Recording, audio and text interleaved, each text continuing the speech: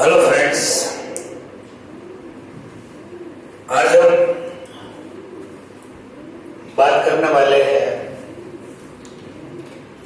Integration, जो independent integration है उनकी 3 प्रॉपर्टीज के बारे में। और जो स्टैंडर्ड इंटीग्रल्स है उनके बारे में बात करेंगे। जो भी स्टैंडर्ड इंटीग्रल्स है वो सभी डिफरेंशिएशन के माध्यम से ही हम प्राप्त कर सकते हैं। वैसे हम रिवीजन कर ले तो हमने क्या सीखा है लास्ट लेक्चर में। फर्स्ट लेक्चर में हमने क्या सीखा है, हमें ये जानते हैं कि अगर d by D x of x square is equal to 2x है, जो एक्स स्क्वायर से जो प्रोसेस हमने किया एक्स स्क्वायर का जो डिफरेंशिएशन हमने किया, तो डिफरेंशिएशन की प्रोसेस से हमें 2x मिला। तो हमें 2x कौन सा डिफरेंशिएशन है वो जानने की कोशिश करना, मतलब वो ओरिजिनल फंक्शन फाइंड करना, वही इंटीग्रेशन है। आप जानते हैं अगर एक्स स्क्वायर का डिफरेंशिएशन 2x है तो 2x का इंटीग्रेशन होगा एक्स स्क्वायर। तो 2x कैसे मिलता है? तो डिफरेंशिएशन की प्रोसेस करके ही मिलता है। तो अगर 2x का जो इंटीग्रेशन हमें करना है तो हमें ये जानना पड़ेगा, 2x का इंटीग्रेशन करना है तो हमें जानना पड़ेगा कि वो कौन से फंक्शन का डिफरेंशिएशन है। वो जिस फंक्शन का डिफरेंशिएशन है वही हमारा आंसर है। तो एक्स स्क्वायर का डिफरेंशिएशन था तो एक्स स्क्वायर हमारा आंसर हो गया।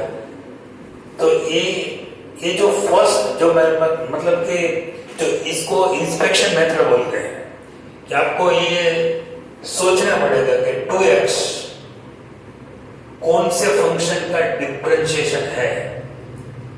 तो वो इंस्पेक्शन मेथड हो गई। आपको थोड़ा दिमाग पर जोर लगाना पड़ेगा कि 2x कौन से फंक्शन का डिफरेंशिएशन है, तो आपको पता चल जाएगा, क्योंकि ये तो बहुत इजी फंक्शन है और बार बार हमने उसका यूज किया है इसका। तो आपको ऑटोमेटिकली पता है कि 2x है वो एक्स स्क्वायर का डिफरेंशिएशन है, तो 2x का इंटीग्रेशन मिल जाएगा एक्स स्क्वायर। लेकिन ये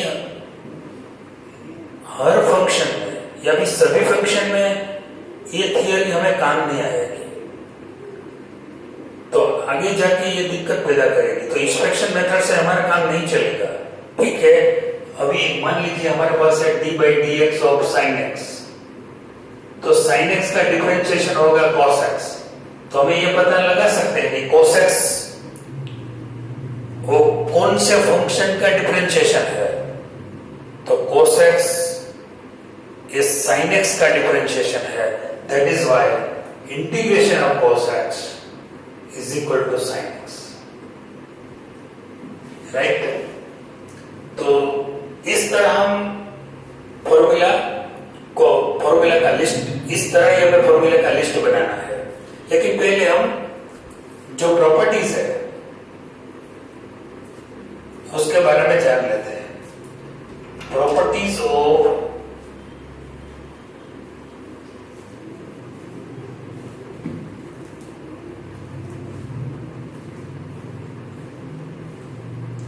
first one, fx plus gx का इंटीग्रेशन करना है तो दोनों फंक्शन को आप सेपरेटली इंटीग्रेशन की साइन दे सकते हैं। ये जो रूल मैंने लिखा वो सिर्फ 2 फंक्शन के लिए ही करेक्ट है ऐसा नहीं है। अगर 2 से ज्यादा फंक्शन होता तब भी हम सभी फंक्शन को सेपरेटली इंटीग्रेशन प्रोवाइड कर सकते हैं।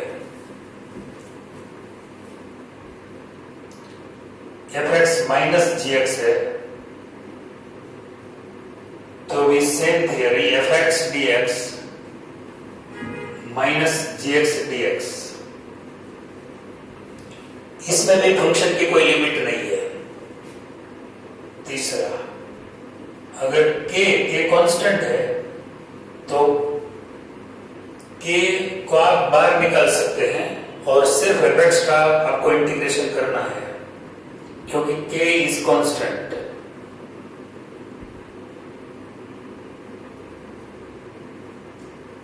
तो के तो कांस्टेंट है।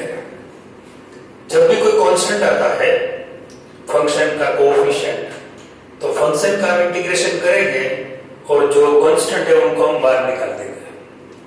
तो ये हो गया प्रॉपर्टीज ऑफ इंडेफिनिट इंटीग्रेशन। सिर्फ 3 ही प्रॉपर्टीज अभी पढ़ना है।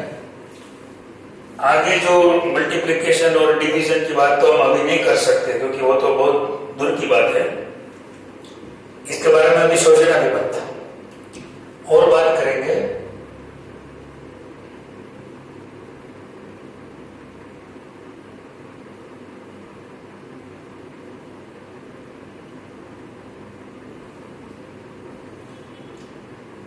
यहां पर मैं डेरिवेटिव लिखता हूं। जो आप स्टैंडर्ड डेरिवेटिव्स जानते हो उसके बारे में, तो यहां पर मैं डेरिवेटिव लिखता हूं थोड़ा।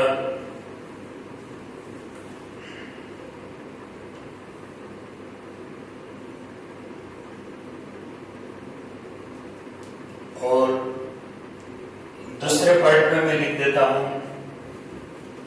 इंटीग्रल्स, लिख देता हूं। इंटीग्रल्स को आप एंटी डेरिवेटिव भी बोल सकते हो।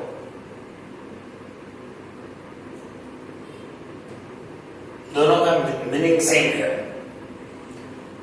अब क्या है कि d by dx, जो फर्स्ट फॉर्मूला है, d by dx of x raise to n+1 upon n+1 है, तो उसका डिफरेंशिएशन क्या होगा? d by dx of x raise to n+1 upon n+1, उनका डिफरेंशिएशन होगा 1 अपॉन n+1 तो कांस्टेंट है, राइट? 1 अपॉन n+1 और उसका डिफरेंशिएशन हम करेंगे तो n+1 यहाँ आगे लिखना पड़ेगा। x रेज़ टू n+1 में से 1 डिडक्ट हो जाएगा, तो 1 अपॉन n+1 ये कैंसिल हो जाएगा ना, n+1 कैंसिल हो जाएगा। x raise to 1 - 1 so x raise to n बचेगा। तो आप देख सकते हो d by dx of x raise to n+1 upon n+1 is equal to x raise to n। Look like that. ये x² की जगह पर है और ये 2x की जगह पर है, या फिर ये कैपिटल f फ्रैक्शन है और ये स्मॉल f फ्रैक्शन है। तो आप क्या लिख सकते हो? लिख सकेंगे x रेज़ टू n का जो एंटी डेरिवेटिव है, मतलब कि इंटीग्रेशन है, वो हो जाएगा x raise to n+1 upon n+1, और इन जनरल में c लिखना पड़ेगा। तो इसका डिफरेंशिएशन मिलेगा x raise to n। That is why x raise to n का हम इंटीग्रल लिख सकते हैं x raise to n+1 upon n+1 plus c where n is equal to naught minus 1। तो ये फर्स्ट फॉर्मूला हमें मिला है x रेज़ टू n का इंटीग्रेशन क्या होगा। डिफरेंशिएशन में हमें क्या करते थे? 1 सब्ट्रैक्ट करते थे, यहाँ पर n+1 ऐड करना पड़ेगा और डिनोमिनेटर में भी n+1 लिखना पड़ेगा। दूसरा, यहाँ पर log mod x है, उसका डिफरेंशिएशन क्या है? 1/x। तो 1/x का एंटी डेरिवेटिव क्या होगा? log mod x plus c, तो बाय डिफॉल्ट में ऐड करना ही पड़ेगा। और यहाँ पर एक कंडीशन है x = 0 नहीं होना चाहिए, क्योंकि x अगर 0 है तो 1/0 हो जाएगा, वो इंफिनिटी हो जाएगा। d by dx of sin x का डिफरेंशिएशन होगा cos x। That is why cos x का डिफरेंट इंटीग्रेशन होगा sin x। मैं इसलिए डेरिवेटिव्स इसलिए लिख रहा हूं कि यहां जो आंसर मिलेगा उनका ही हम एंटी डेरिवेटिव फाइंड कर सकते हैं, उनका हम इंटीग्रल फाइंड कर सकते हैं, उनको ही हम इंटीग्रेट कर सकते हैं। अगर उसका कोई भी फंक्शन फंक्शन का अगर आप कोई भी फंक्शन नहीं लिख सकते यहाँ पर कि ठीक है मैं यहाँ लिख दूं कि मुझे 10x का चाहिए, तो ये अभी नहीं मिलेगा, बाद में मिल जाएगा, लेकिन अभी 10x का इंटीग्रेशन क्या है आप नहीं बता सकेंगे, क्योंकि आप नहीं जानते ना कि 10x कौन से फंक्शन का डेरिवेटिव है, वो आप नहीं जानते। जब ये जान पाओगे कि कौन से फंक्शन का डेरिवेटिव है, तब जाके आप उसका एंटी डेरिवेटिव आपको मिलेगा। तो मैं यहाँ जो भी लिख रहा हूं वो पहले डेरिवेटिव लिख रहा हूं। अच्छा, मुझे माइनस कोसेक्स का डेरिवेटिव पता है, कोसेक्स का माइनस साइन एक्स है, तो माइनस कोसेक्स का हो जाएगा प्लस साइन एक्स। तो मैं साइन एक्स का एंटी डेरिवेटिव फाइंड कर सकता हूं, क्या मिलेगा? माइनस कोसेक्स।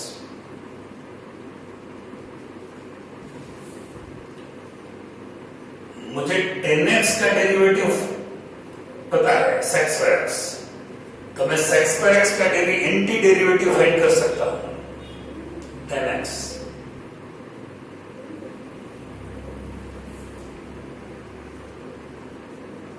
मुझे माइनस कोटेक्स का डेरिवेटिव पता है, प्लस कोसेक स्क्वायर x हो जाएगा, तो मैं प्लस कोसेक स्क्वायर x का एंटी डेरिवेटिव फाइंड कर सकता हूं, वो हो जाएगा माइनस कोटेक्स प्लस सी।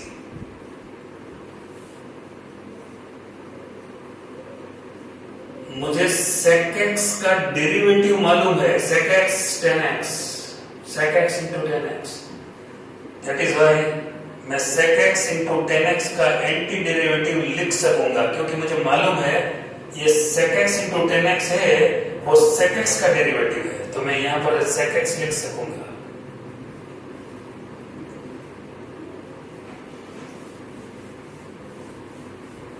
जिसका डेरिवेटिव आपको मालूम है, मतलब जो डेरिवेटिव मिल जाता है, उनका ही आप एंटी डेरिवेटिव फाइंड कर पाएंगे। मुझे माइनस कोसेक एक्स का डेरिवेटिव मालूम है, कोसेक एक्स इंटू कोटेक्स, तो मैं माइनस मतलब कोसेक एक्स इंटू कोटेक्स का जब डेरिवेटिव एंटी डेरिवेटिव फाइंड करूंगा, तो मुझे मिलेगा माइनस कोसेक एक्स, और प्लस सी तो लिखना ही पड़ेगा। वैसे डी बाई डी एक्स और ई रेस टू एक्स का डेरिवेटिव मुझे मालूम है, e raise to x, so e raise to x का एंटी डेरिवेटिव भी ई रेस टू एक्स ही होगा, क्योंकि ई रेस टू एक्स का derivative e raise to x है, तो जो आंसर मिले उसका मैं मतलब इंटीग्रेशन फाइंड करूंगा, तो वो जो यहां है वो मिलेगा e raised to x। a raised to x upon log a, उसका डेरिवेटिव अगर मैं फाइंड करूंगा मुझे मिलेगा a raised to x, तो मैं a raised to x का एंटी डेरिवेटिव फाइंड करूंगा, तो मुझे आंसर मिलेगा a raised to x upon log a plus c।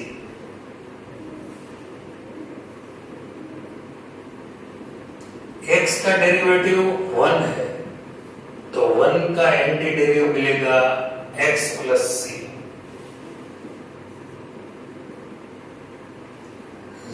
मतलब कांस्टेंट है, अगर c उसका डेरिवेटिव है 0, तो मैं 0 का डेरिवेटिव एंटी डेरिवेटिव फाइंड करता हूं, तो मुझे मिल जाएगा c कांस्टेंट। तो इस तरह ये मैंने फर्स्ट 12 फॉर्मूला, क्योंकि इसमें टोटल फॉर्मूला बहुत ज्यादा है, अभी मैंने दो हिस्सों में उसको बांट दिया मैंने, टोटल 18 फॉर्मूला मुझे आपको पढ़ाना है, लेकिन 6 फॉर्मूला जो नेक्स्ट लेक्चर है उसमें हम समझाएंगे। अभी तो क्या मैंने सोचा कि जो 12 फॉर्मूला है वो फॉर्मूला आप अच्छी तरह लर्न कर लो। अब उसका हम एग्जांपल ले लेते हैं, उसका सम्स थोड़ा समझ लेते हैं, क्योंकि वो बहुत इंपॉर्टेंट है, फॉर्मूला का एप्लीकेशन कैसे हो सकता है। तो हम स्टार्ट करते हैं टाइप 2। टाइप 1 में तो हमें क्या इंस्पेक्शन मेथड थे, तो यहाँ टाइप 2 में हमें इंटीग्रेशन फाइंड करना है, लेकिन जो हमने ये 12 फॉर्मूला और जो 3 स्टार्टिंग में मैंने वर्किंग रूल्स या फिर प्रॉपर्टीज दी गई थी, वो प्रॉपर्टीज का यूज करना है और ये 12 फॉर्मूला के हिसाब से हमें इंटीग्रेशन फाइंड करना है। तो ये टाइप 2 हम स्टार्ट कर देते हैं। Evaluate the following integrals.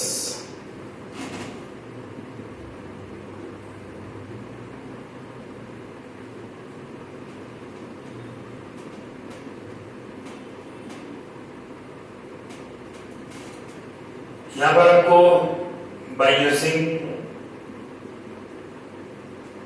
1 to 12 formula and properties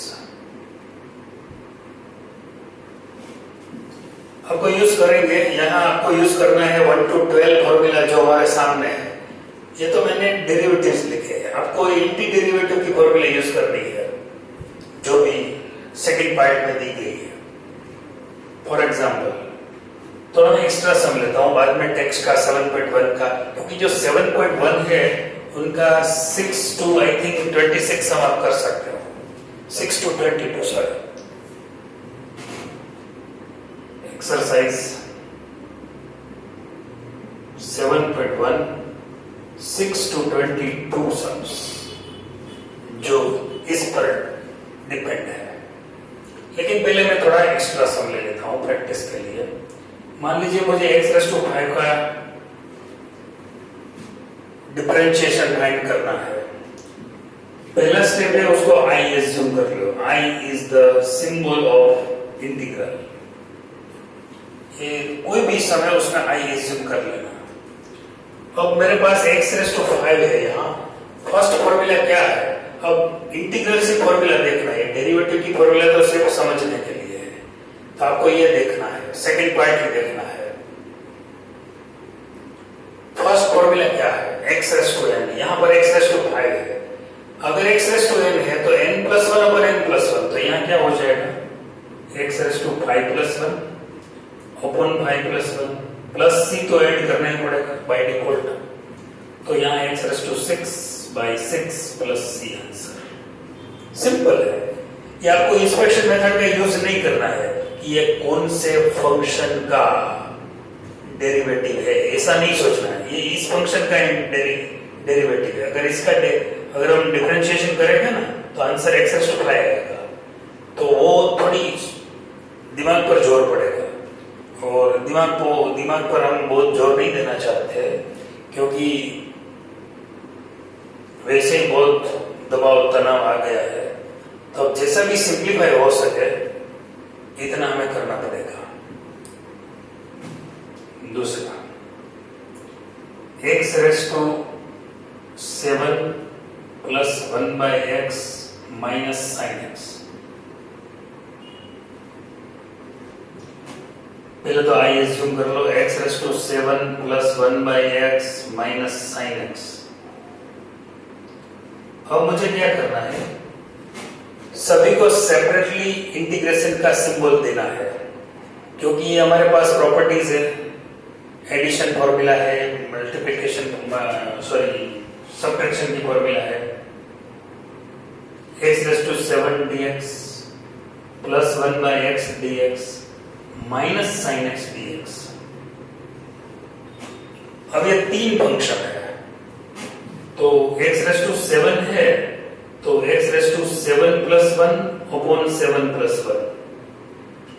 तो जिस तरह यहाँ x⁵ है यहाँ पर x⁵ है, तो आप प्लस आपको ऐड करना पड़ेगा, कांस्टेंट c1 ऐड कर दो।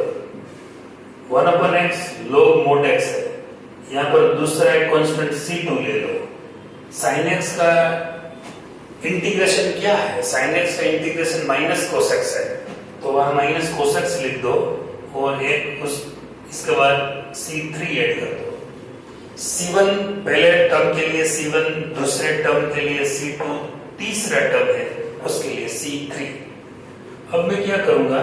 x⁵8/8 plus log mod x minus plus cos x, और ये c1, c2 और c3 का टोटल कर दूंगा। c1, c2, c3 तीनों कांस्टेंट है और इनके बराबर हम एक कांस्टेंट लिख सकते हैं सी। तो वैसे ये स्टेप करने की जरूरत नहीं है, राइट? क्योंकि अगर आपको एक क्वेश्चन होता कि यहाँ तो एक टर्म है तो सी है, तो यहाँ पर सी प्लस सी और 3c हो जाएगा 3c, ऐसा नहीं होगा। फाइनल आंसर में तो सी ही आएगा, राइट? तो हमें क्या करना है, पहले टर्म के लिए C1 लिखना, दूसरे के लिए C2, तीसरे के लिए C3 और ये तीनों का टोटल कर देना C। लेकिन ये स्टेप दिखाने की जरूरत नहीं है, मेंशन करने की जरूरत नहीं है। Direct x⁸8/8 plus log mod x plus cos x plus c direct लिख देना। फाइनल एक बार ही c लिख देना। C1 C2 C3 वो आपके मन में रखना, दिमाग में नहीं रखना, राइट? तो यहाँ पर डायरेक्ट दिमाग से सी लिख देना, बस एक ही बार लिखना पड़ेगा।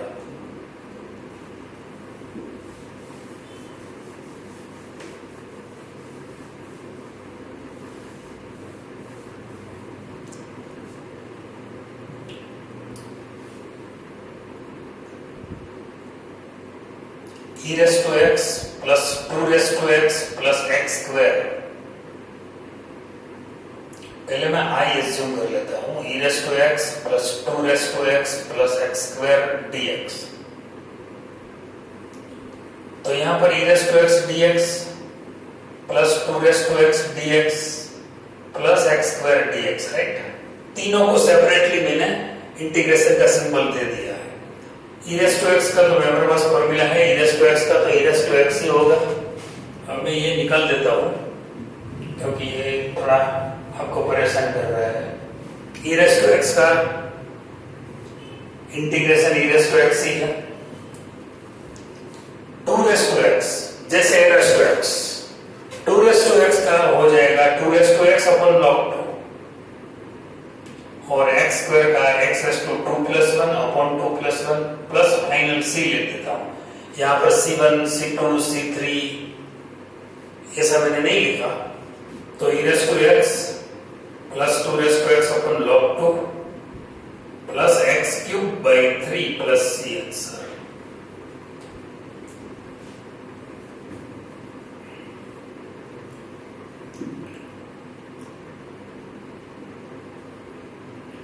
Root x minus 1 by root x, root x plus 1 by root x dx। I is equal to, ये दोनों जो ब्रैकेट है उनका मैं मल्टीप्लिकेशन करना पड़ेगा, तो x माइनस 1 by x हो जाएगा। दोनों को हम इंडिविजुअली इंटीग्रेशन का सिंबल दे सकते हैं। तो ये x raised to 1 है, तो 1 plus 1 upon 1 plus 1 जो फर्स्ट फॉर्मूला है उनका यूज किया, 1 upon x सेकेंड फॉर्मूला का यूज करते हैं log mod x और प्लस c लिख देते हैं, तो x square by 2 minus log mod x plus c हो जाएगा।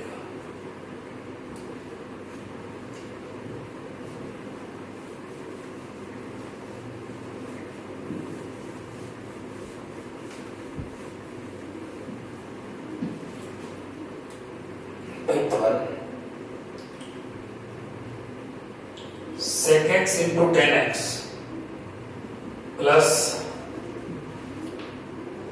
cosec square x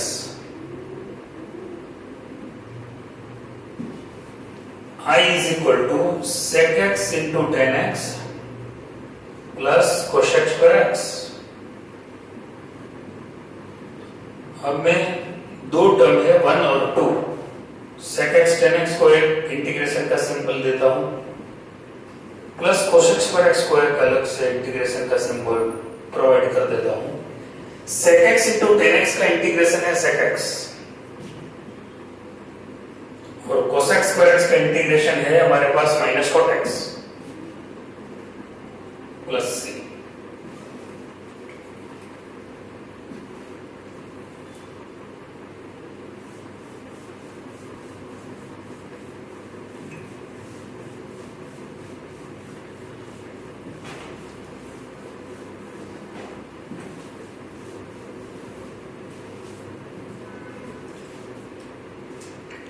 एक्सरसाइज 7.1 में से कुछ चुने हुए sum, example number 7। from exercise 7.1.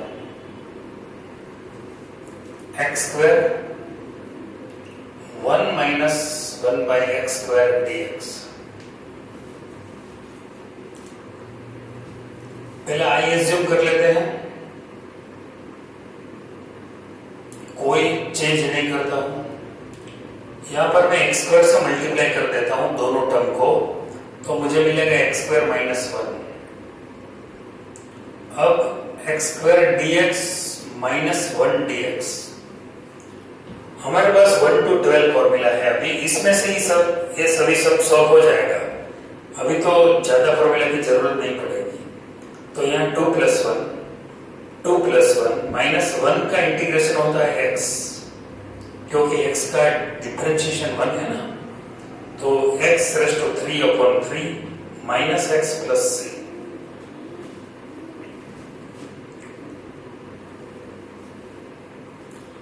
Example number 10, root x minus 1 by root x whole square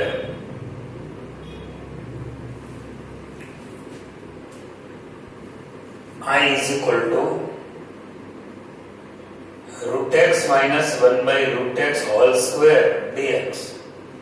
जब a minus B whole square type का term है, मतलब उसको हम एक्सपेंशन करेंगे तो फर्स्ट टर्म का स्क्वायर x हो जाएगा 2 into first term and second term, so it is 1 minus plus last term का स्क्वायर हो जाएगा 1/x।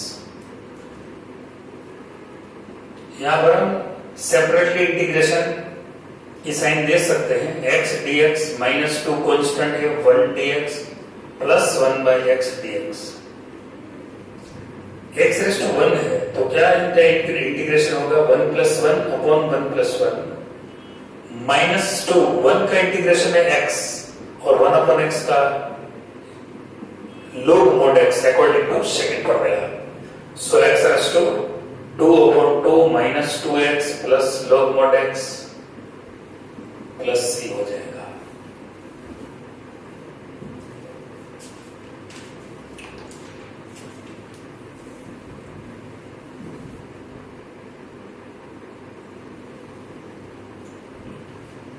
यहां पर x cube plus 5x square minus 4 upon x square है।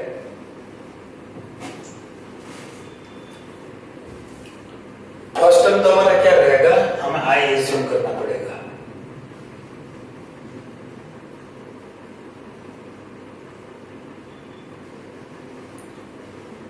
तीनों टर्म को हम एक्स स्क्वायर से डिवाइड कर सकते हैं।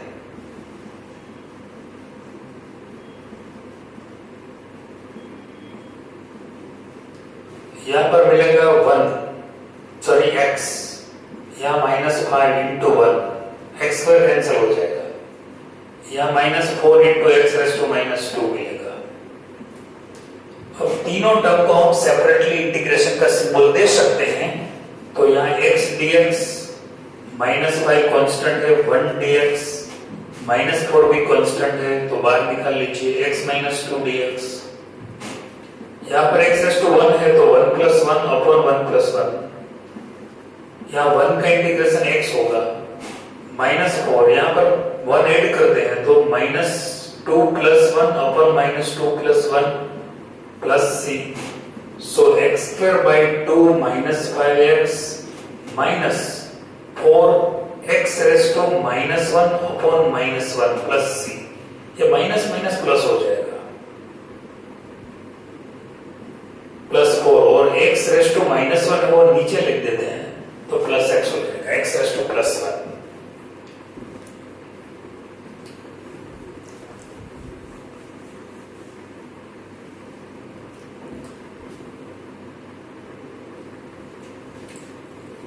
नेक्स्ट एग्जांपल 13 है 7.1 में से। X cube minus x square plus x minus 1 upon x minus 1 dx। पहले तो हम आई एज्यूम करेंगे,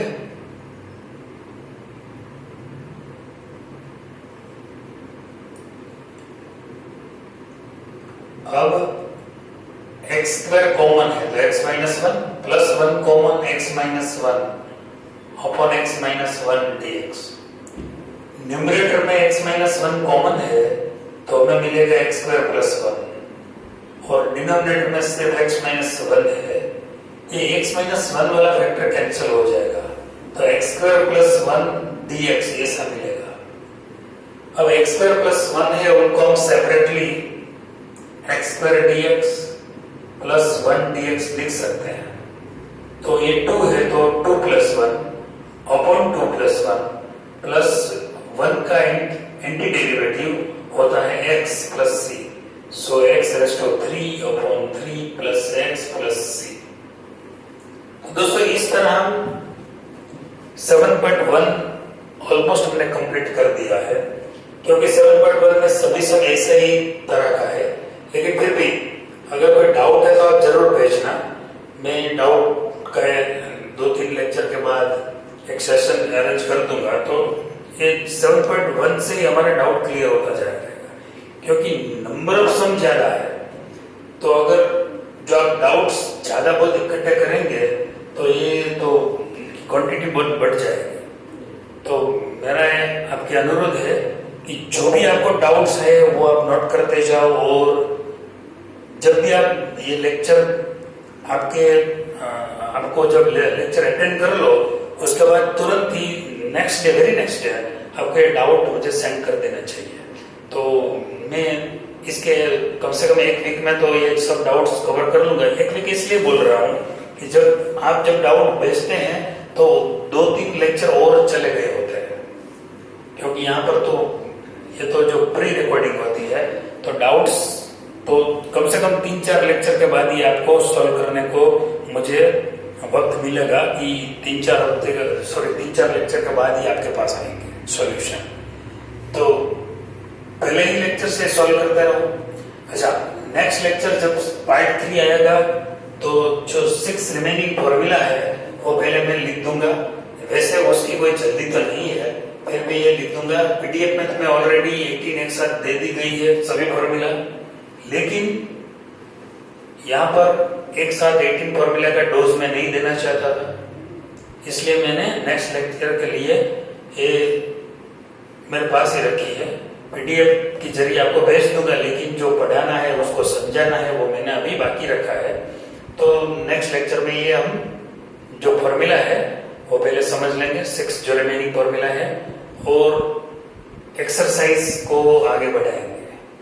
जो भी आपका डाउट्स है वो मुझे time by time, time to time भेजते रहे।